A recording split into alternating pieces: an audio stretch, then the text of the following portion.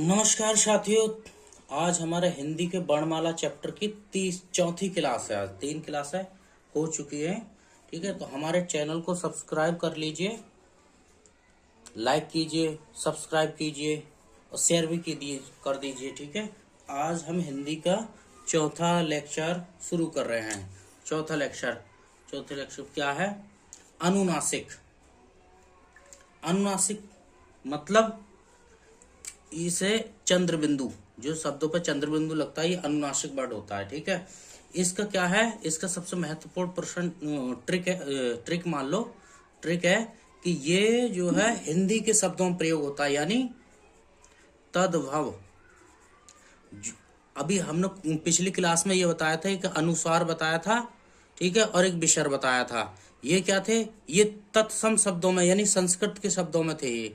ठीक है, इन्हें जैसा तद्भव तत्सम तद्भव पहचानना होता है। अगर ये खाली बिंदी दिखती है, एक ही अनुस्वार दिखता है, तो संस्कृत का शब्द पहचान लेंगे। और ये विसर्ग है तब भी संस्कृत का, यानी तत्सम तत्सम तत्सम शब्द। लेकिन यहाँ पे आज क्या है? अनुनासिक है, चंद्र बिंदु। तो इससे अगर किसी शब्द में ये लगा मिलता है तो उसे एकदम तद्भव शब्द लगा दें। ठीक है, तद्भव शब्द। ठीक है, अनुनासिक स्वर ध्वनियां होती हैं। ये अनुनासिक है, ये क्या है? ये स्वर ध्वनियां हैं। इनका उच्चारण नाक और मुख से होता है, यानी मुख और नाक से। इनका उच्चारण मुख और नाक से होता है, इनका उच्चारण। ठीक है, उच्चारण। अनुनासिक अनुनासिक शब्दों का उच्चारण जो होता है मुख और नाक से होता है। इसका उच्चारण मुख और नाक से होता है, लेकिन मुख से अधिक हवा निकलती है इसके उच्चारण में। जैसे चांद हो गया, तो चांद, तो मुख से अधिक हवा, मुख से अधिक हवा निकलती है, और नाक से कम हवा निकलती है इसे। ठीक है, नाक और मुख से होता है। और इनका उच्चारण प्रयोग जो है स्वर के बाद किया जाता है। अनुनासिक शब्द जो आते हैं जिनमें ये लगा होता है चंद्र बिंदु, उनका प्रयोग स्वर के बाद किया जाता है। ठीक है, ओके, हो गया। उदाहरण देख लेते हैं। उदाहरण हो गया, जैसे आंख हो गई, आंख। ठीक है, और चांद। ठीक है, ऊंट। ये शब्द हो गए। इनमें क्या है? अनुनासिक वर्ड लगता है, अनुनासिक। और अनुनासिक वर्ड लगने के कारण इन्हें क्या? आंख, तो इसे चंद्र बिंदु लगने के कारण, यानी अनुनासिक लगने के कारण इसे क्या? तद्भव शब्द मान लेंगे। तद्भव पे लगा देंगे। चांद पे भी ये तद्भव है, ये भी तद्भव है। ठीक है, ये नाक और मुख और नाक से इनका उच्चारण होता है। तो मुख से अधिक हवा निकलती है, नाक से कम हवा निकलती है अनुनासिक वर्ड में। ठीक है, ओके। तो आगे हमारा क्या है? अब ये उच्चारण स्थान, हमने कल उच्चारण स्थान पढ़े थे, क्या वर्ग। अब ये स्वर भी हैं, ठीक है, और अन्य शब्द, इनका सबका उच्चारण करना था हमें। तो ये उच्चारण स्थान कितने थे? 5 बताए थे कल, है। तो मूल 5 और कुल 6 उच्चारण स्थान। तो ये हो गया स्थान। स्थान कौन कौन से? कंठ हो गया, एक हो गया कंठ, या कंठे भी बोलते हैं इसे, कंठे, कंठ या कंठे। और दूसरा क्या हो गया? दूसरा होगा तालु, तालु, कंठ तालु, या तालब्य भी बोलते हैं, तालब्य। ठीक है, इसमें का वर्ग था, का कंठ है, च तालु, का च, ट, त और पे। और टा वर्ग मूर्धन्य। टा का उच्चारण जो होता है वो होता है मूर्धन्य, मूर्धन्य, मूर्धन्य, या मूर्धा भी बोलते हैं, मूर्धा, मूर्धन्य या मूर्धा। टा मूर्धन्य। ता दंते, ता ता दंते, ता दंते या दांत, दंते या दांत। दांत से ही दंत बोला जाता है, तो दंत। पा ओष्ठ, पा का उच्चारण ओष्ठ, ओष्ठ, पा ओष्ठ, ठीक है, पा ओष्ठ, ओके। अब का उच्चारण क्या होता है, कंठ से होता है। का उच्चारण का कंठ, चा तालु, टा मूर्धन्य, ता दंत, पा ओष्ठ, ठीक है। अब क्या है, अभी हमारे ये का वर्ग, ये 25 वर्ड तो हो गए, 5 पंजे 25। अब इसमें क्या बचा, जैसे स्वर बचे हो, और अंत्यस्थ व्यंजन बचे यार अलावा है, और ऊष्म व्यंजन बचे, और क्या ऊष्म व्यंजन हो गए बस। तो इसमें जैसे छोटा आ बड़ा आ, ये छोटा आ और बड़ा आ, ये क्या होते हैं, इनका उच्चारण कंठ से होता है, ठीक है। और ये विसर्ग भी है, विसर्ग, विसर्ग यानी ये जो क्या तत्सम, तत्सम शब्दों के साथ आता है ना, ये तो विसर्ग हो गया, आह भी बोल देते हैं इसे। तो ये कंठ या कंठ है, आ प्लस ई बराबर ए, आ प्लस ई बराबर ए, तो वो चेंज हो जाएगा, ठीक है। अब ये तालु है, चा वर्ग तालु से होता है। और यस, एक ट्रिक है, यस, ई, य और शा, ये यस, ई यस, तो यस तालु, ई, य और शा, यस तालु, ठीक है।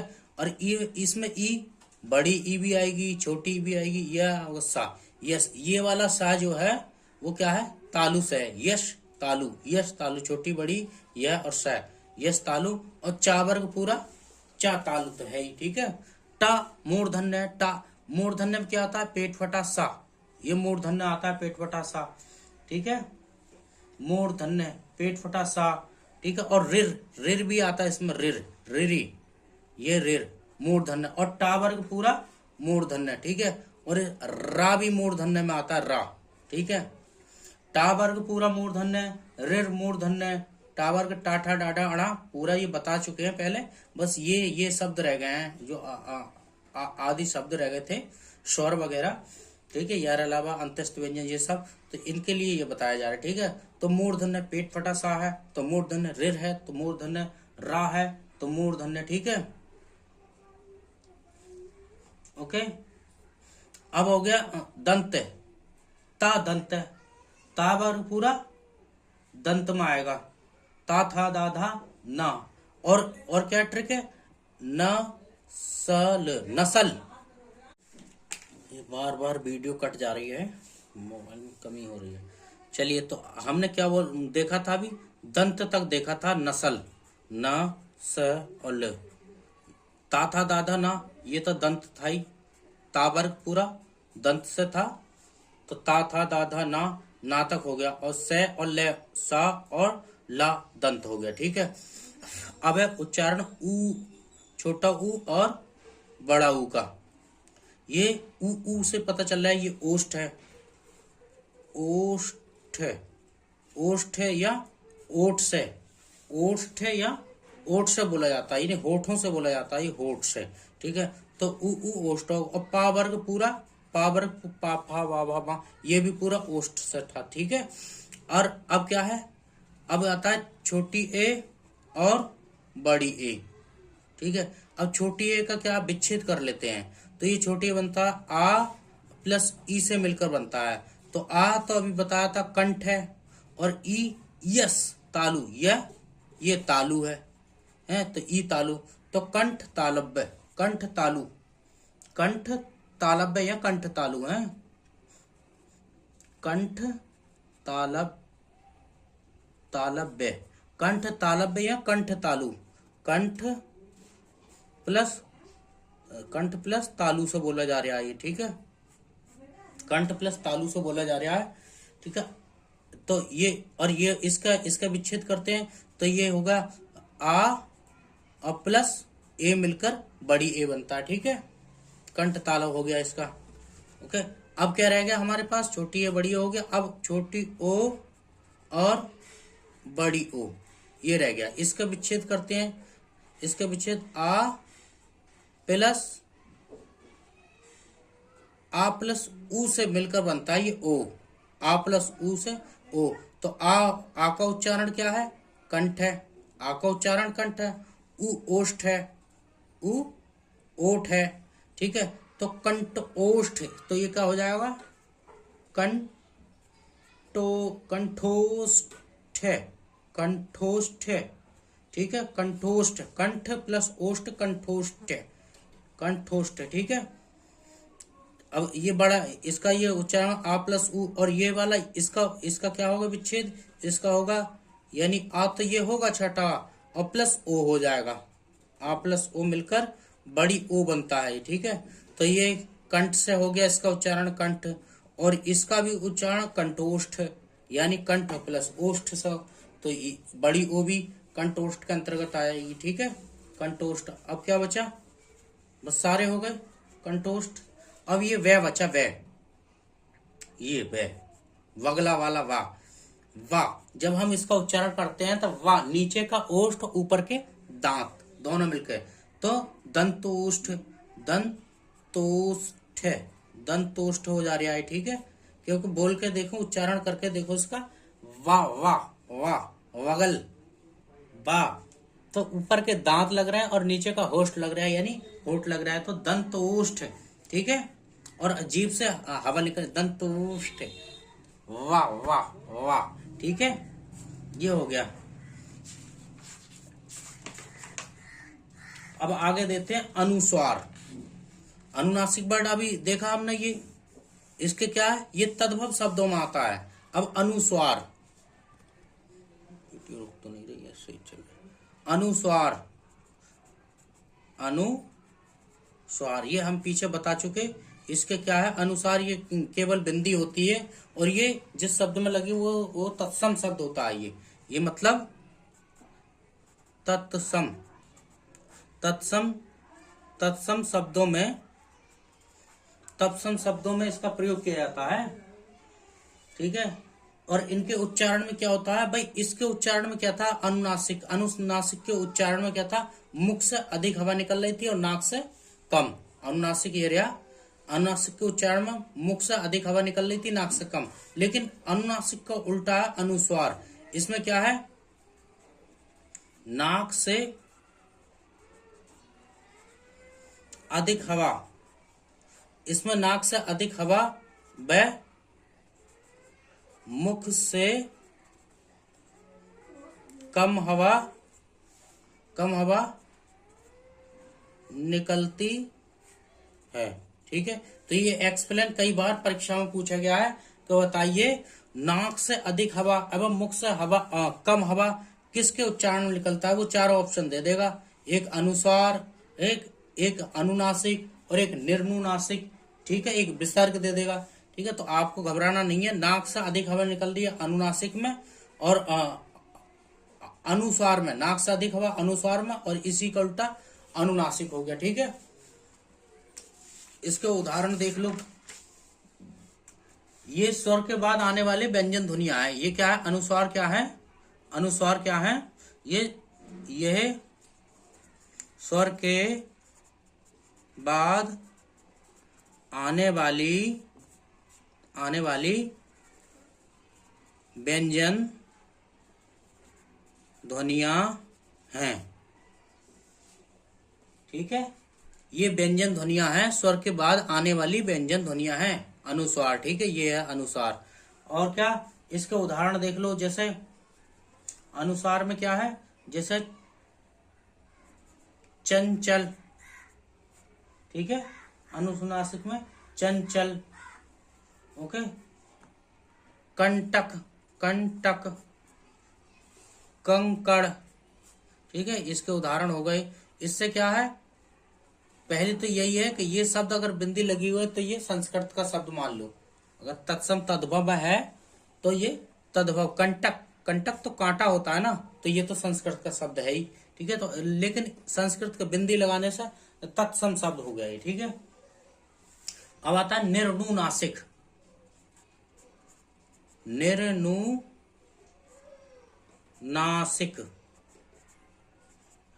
निर्नुनासिक, निर्नुनासिक से पता चल रहा है कि बिना नाक के, अनुनासिक मतलब नाक से अधिक और मुख से कम, अनुनासिक। ठीक है। और निर्नुनासिक केवल मुख से, केवल मुख से इनका उच्चारण होता है। ठीक है, इनका उच्चारण केवल मुख से इनका उच्चारण होता है। ठीक है, जैसे देख लेते हैं निर्नुनासिक के उदाहरण देख लीजिए। ठीक है, जैसे इधर, इधर, इधर, इधर, इसमें नाक की जरूरत नहीं है। इधर, उधर, इधर, उधर, मगर, अगर, अगर, मगर। ठीक है, अब देखते हैं विसर्ग। ये हो गया विसर्ग। विसर्ग, विसर्ग का उच्चारण हा की तरह होता है, जैसे आहा बोलते हैं नहीं, आह।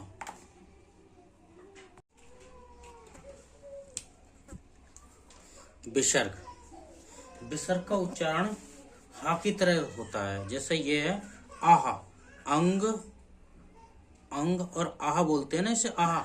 तो इसका उच्चारण जो होता है, उच्चारण हा की तरह होता है, इसका उच्चारण हा की तरह होता है। अच्छा, और ये विसर्ग कैसी है, व्यंजन ध्वनियां हैं, ये व्यंजन ध्वनि है, व्यंजन ध्वनि है, विसर्ग व्यंजन ध्वनि है। और अनुसार भी व्यंजन ध्वनि था, ये अनुसार था, ये अनुसार भी व्यंजन ध्वनि था।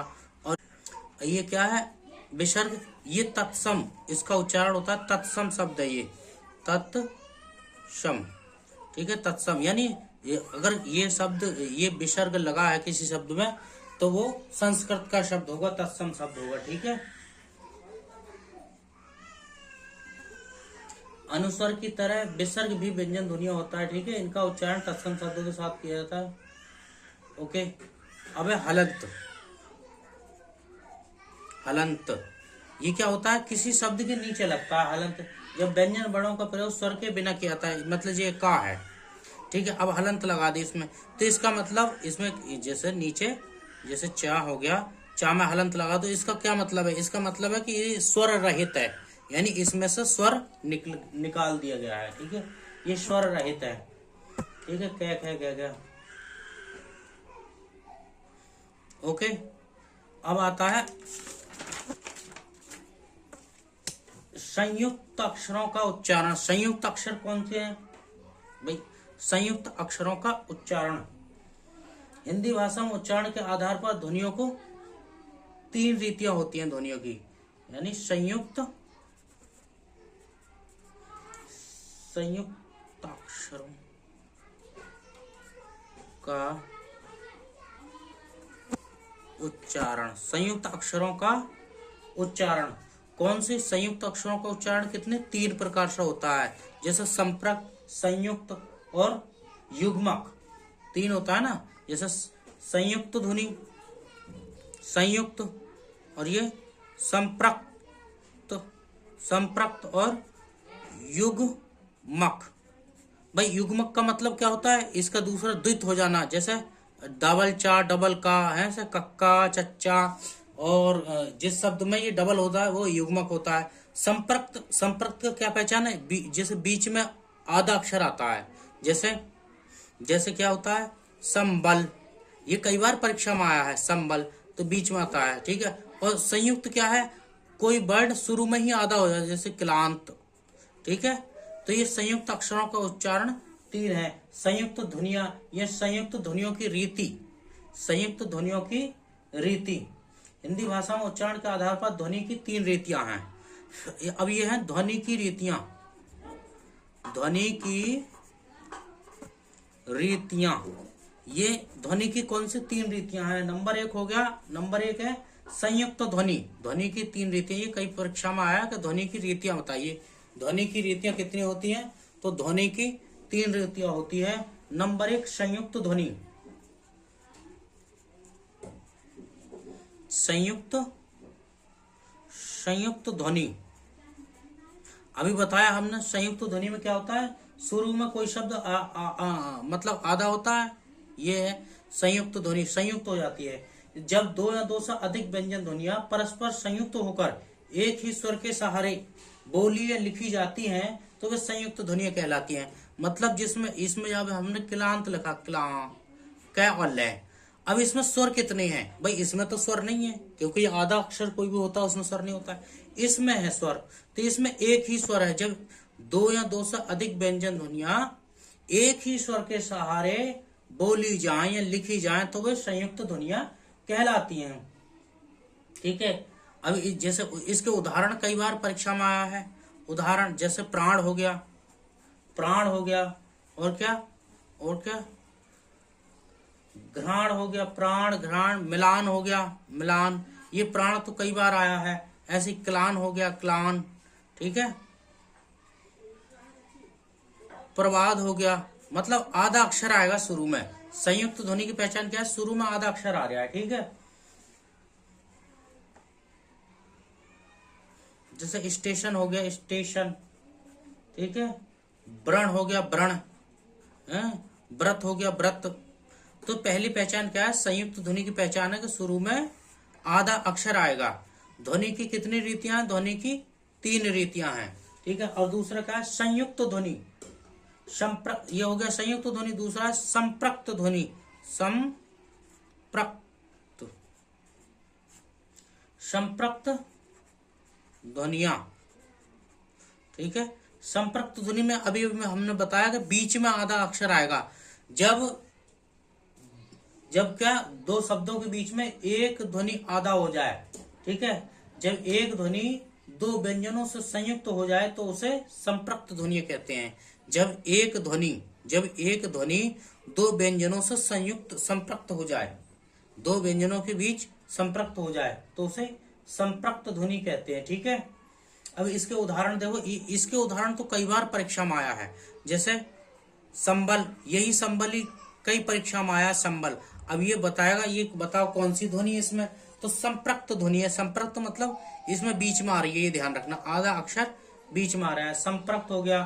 फिर कंबल हो गया, कंबल, ये भी कई बार कंबल भी आया है परीक्षा में। ठीक है, कंबल हो गया।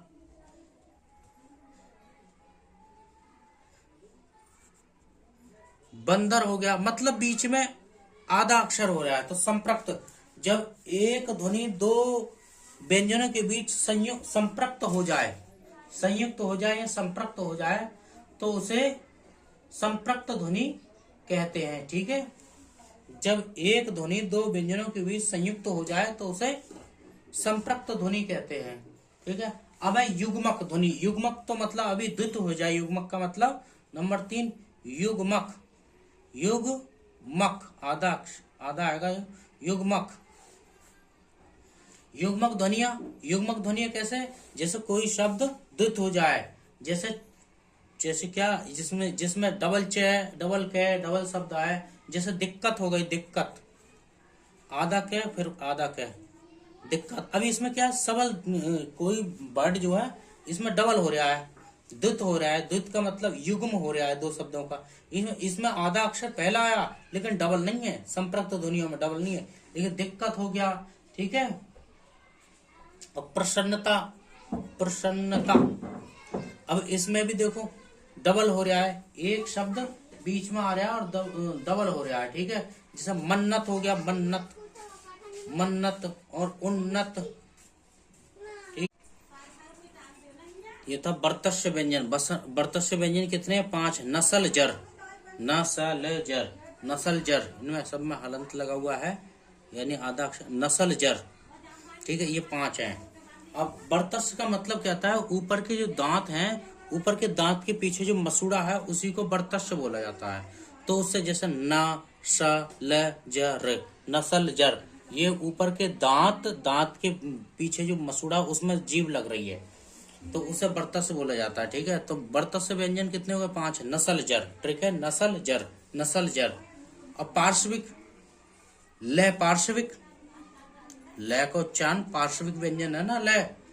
और रे लुंठित है, या प्रकंपित है। अब पार्श्विक का मतलब जीभ के बगल से, पार्श्विक का मतलब होता है जिन व्यंजन वर्णों के उच्चारण में हवा जीभ के बगल से निकल जाए उसे पार्श्विक व्यंजन कहते हैं। तो पार्श्विक व्यंजन ल पार्श्विक व्यंजन हो गया। अब लुंठित, रे लुंठित या प्रकंपित, जब रे को बोला जाता है तो जीभ लुढ़क के लुंठित रे रे, तो जीभ लुंठित होती है। जिन व्यंजन वर्णों के उच्चारण करते समय जिह्वा के मुख्य मध्य तेजी से लड़खड़ाए या प्रकंपित हो उसे लुंठित कहते हैं। लुंठित व्यंजन प्राय प्रकंपित व्यंजन है, यानी कंपित होता है, जीभ रगड़ती है, ठीक है। लुंठित व्यंजन हो गया रे, बस इतना याद कर रहा है, लुंठित रे। अब इसमें क्या है, देखो इसमें ल आया है ना, लुंठित में ल, तो इसमें ल नहीं होगा, लुंठित में रे होगा, और बाकी में दूसरे में पार्श्विक में ल है, और जहां लू आ लुंठित में ल आ गया शुरू में, तो इसमें लाइन में ल नहीं होना चाहिए, यानी लुंठित में ल आ गया तो इसका मतलब यार ल नहीं होना चाहिए, र होगा। भाई यही थोड़ा सा अंतर है इन दोनों में, कि ल है तो ल नहीं होगा, र होगा, और पार्श्विक में ल होगा। पार्श्विक ल, र लुंठित, अर्धस्वर मैंने बताया ये और व, अर्धस्वर व, ये व, ये अर्धस्वर क्यों है, क्योंकि ये स्वर के साथ भी इंक्लूड हो जाते हैं और व्यंजन के साथ भी, इसलिए इनकी गिनती न स्वर में निश्चित है न व्यंजन के साथ निश्चित है, इसलिए ये अर्धस्वर हो गए ये व। उत्क्षिप व्यंजन या द्विगुण व्यंजन, ये होता है अड़ह और अड़ह अढ़ह, नीचे बिंदी होती है अड़ह अढ़ह, ये उत्क्षिप व्यंजन है। उत्क्षिप व्यंजन की संख्या कितनी है, 2, अड़ह अढ़ह उत्क्षिप व्यंजन, ठीक है।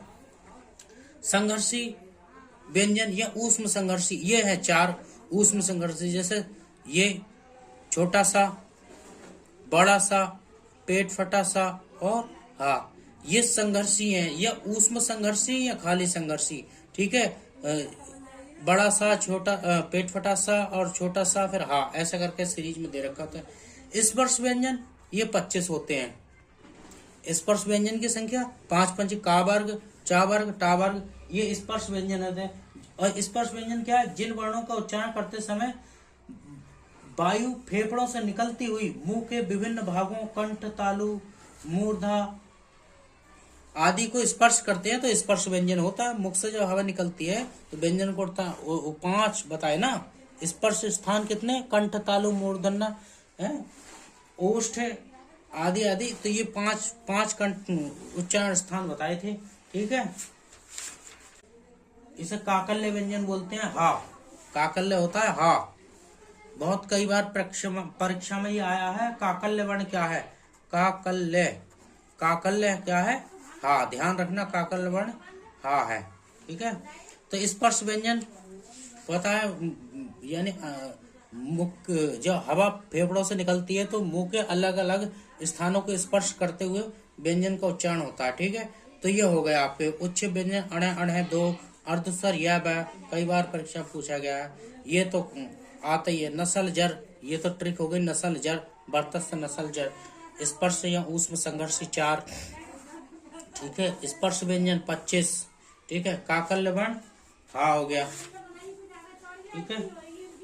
वही 5वां जो छठा जो उच्चारण स्थान बता रहा था मैं, उसे बोलते हैं नासिक, नासिक, नासिक, ये छठा। 5 तो ये हुए काबर, का, च, टा, ता, पा, कचट, तप, ये 5 उच्चारण स्थान हो गए, और छठा ये हो गया नासिक, ये नाक से बोले जाते हैं, ठीक है। ये और अनुनासिक, तो ये था अनुनासिक, अनुनासिक, चंद्र बिंदु अनुनासिक, ये क्या है, और ये अनुस्वार, ये था अनुस्वार, अनुस्वार, और ये था विसर्ग, विसर्ग, ये अनुसार और विसर्ग ये व्यंजन ध्वनियां है, जबकि ये चंद्र बिंदु जो है अनुनासिक, ये क्या है, ये स्वर ध्वनि के अंतर्गत आता है, स्वर ध्वनि के अंतर्गत आता है, ठीक है। तो आज अपनी क्लास हिंदी का एक चैप्टर वर्णमाला पूरा होता है। इसके एमसीक्यूज मल्टीपल चॉइस क्वेश्चन ये आपको करा दिए जाएंगे, ठीक है। तो हमारे चैनल को सब्सक्राइब कर लीजिए, बेल आइकन दबा लीजिए, ठीक है, और लाइक कर दीजिए। कमेंट में बताइए कैसा लगे हमारी क्लास, ठीक है। Bye, okay.